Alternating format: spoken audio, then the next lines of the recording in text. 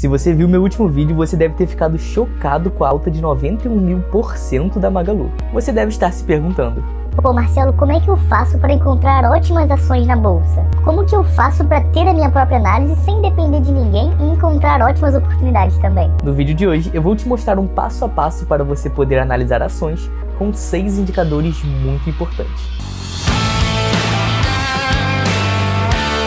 Fala, meus queridos, meu nome é Marcelo Xavier, sejam bem-vindos a mais um vídeo do Templo do Investidor. Já deixa seu like aqui embaixo, se inscreve no canal e ativa o sininho para não perder nenhum conteúdo. Vamos pro vídeo de hoje. Se você quisesse aprender a analisar uma ação há 10 anos atrás, você teria um trabalhão. Você teria que ir no site da empresa, baixar a demonstração de resultado de exercício, baixar o balanço patrimonial, comparar esses documentos com os mesmos nos anos anteriores, e você teria que fazer isso para todas as empresas que você quisesse analisar, sendo que nada disso garantiria que você iria investir na empresa. Mas para nossa sorte, hoje em dia é muito mais fácil. Nós temos acesso a vários sites gratuitos que já disponibilizam esses indicadores para qualquer empresa da bolsa. Indicadores não só de hoje, como do passado também, para você poder comparar se essa empresa está melhorando ou não. Fala sério, hoje em dia está muito mais simples. Existem diversos sites que você pode utilizar para ter acesso a esses indicadores, como por exemplo, Fundamentos, Status Invest e Investidor 10. Se você tiver curiosidade, o link para esses sites estão aqui embaixo na descrição do vídeo. Vamos direto ao ponto. Quais são os indicadores mais importantes para você poder analisar uma ação? O primeiro deles é o P sobre L, ou preço-lucro. Ele representa o preço da ação na bolsa dividida pelo lucro líquido da empresa para cada ação. Putz, Marcelo, lá vem essa matemática complicada aí. Calma, meu querido, é muito mais simples do que parece. Vamos entender o que ele significa. O P sobre L mostra para você quanto tempo você demoraria para reaver o capital que você teria investido numa ação, caso a empresa distribuísse 100% dos seus lucros para seus acionistas e ela mantivesse o mesmo lucro ao longo dos meses e anos. Ou seja, ele é um indicador que olha para o passado. Ele não considera o reinvestimento dos lucros do negócio nem o potencial de crescimento da empresa. Mas ele é muito importante. Um P sobre L alto, na teoria, representa que a ação está um pouco cara. Geralmente, investidores preferem uma ação com P sobre L baixo. Afinal, o que você acha melhor? Comprar algo com desconto ou comprar algo cujo preço está acima do seu real valor? Mas por esse indicador não levar em consideração o potencial de crescimento da empresa, existem alguns pontos que são importantes de serem destacados. Um P sobre L alto pode indicar que o mercado tem altas expectativas para o crescimento daquela empresa. E por isso, o mercado precifica hoje os bons resultados que eles esperam que a empresa tenha no futuro. Da mesma forma, um P sobre L baixo pode indicar que o mercado não acredita no crescimento da empresa para o longo prazo. Ou seja, pode existir algum risco que você ainda não está enxergando. Pô, Marcelo, então como é que eu vou saber se a empresa está realmente barata ou se existe algum risco dela quebrar? É claro que você nunca poderá tirar uma conclusão da empresa olhando apenas um único indicador. Portanto, para auxiliar o P sobre L, você pode analisar o lucro líquido da empresa ao longo do tempo. Olha, por exemplo, o lucro líquido histórico da WEG, que é uma das empresas que a gente tem na nossa bolsa. Repara como desde 2008 ela vem apresentando um lucro crescente. Teve uma pequena queda em 2017, mas depois ela se recuperou e continua lucrando cada vez mais. Esse é um sinal super positivo para a empresa. Muito importante ressaltar que essa não é uma recomendação de investimento, tá bom? Tá bom, entendi. Mas o que é um PL alto ou baixo? Isso vai depender muito do setor da empresa. É muito importante você sempre comparar indicadores de empresas que estão no mesmo setor. E inclusive comparar o P sobre L daquela empresa ao longo do tempo. No caso da Magalu, por exemplo, nós podemos ver que em 2020 o P sobre L da empresa ficou acima de 400, o que é muito alto, muito acima da sua média no passado. Esse poderia ser um bom indício de que a empresa estava bem cara. Também podemos ver que o P sobre L esse ano está negativo porque a empresa tem dado prejuízo, como eu mencionei no vídeo passado. Nosso próximo indicador é o Dividend Yield.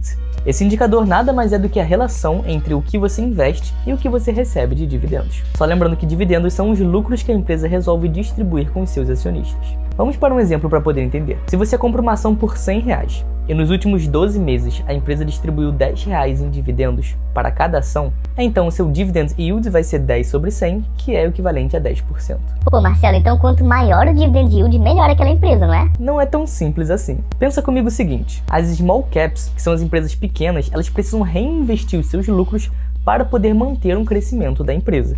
Então, naturalmente, elas vão pagar menos dividendos. Se elas enlouquecessem e começassem a distribuir seus lucros, o seu dividend yield seria bem alto sim, mas provavelmente elas teriam problemas financeiros. Então elas preferem reinvestir os seus lucros, o que também beneficia os acionistas, já que a empresa vai estar se valorizando. Já as empresas grandes, que são as blue chips, elas já atingiram um patamar que é muito difícil delas manterem o mesmo crescimento que elas tinham quando eram empresas pequenas. Portanto, essas empresas pagam mais dividendos para poder agradar os seus acionistas, já que elas não vão poder crescer tanto assim. E o que é melhor, Marcelo? Você ter uma carteira com small caps, que tem um grande potencial de crescimento, ou ter uma carteira com blue chips, que vão pagar muitos dividendos? E não existe uma melhor. Repare que as empresas pequenas têm um risco mais considerável, já que ao mesmo tempo que elas podem crescer muito, elas também podem não dar certo e quebrar. Já as blue chips são tecnicamente mais seguras, porque elas já estão no mercado há muito tempo e são geralmente líderes no seu setor. Como eu sempre falo, é importante você diversificar, mas escolher o peso que você vai dar a cada uma delas na sua carteira é uma decisão muito pessoal, e vai depender do seu perfil como investidor. Nosso próximo indicador é o P sobre VPA.